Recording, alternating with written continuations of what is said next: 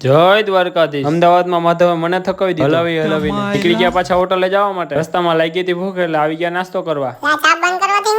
થોડીક વાર પછી ખબર પડી કે એસી બંધ થઈ ગયું હતું.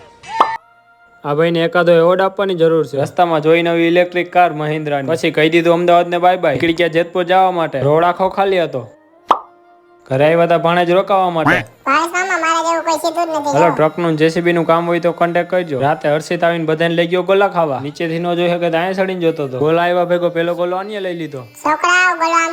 વાહે લગન વિજય ની કોપીઓ થવા માંડી. મને કોઈ પૂછ્યું જ નહીં ગોલો ખાવો એમ. તાનું રોવાનું ચાલુ થઈ ગયું. જેસીબી કરું.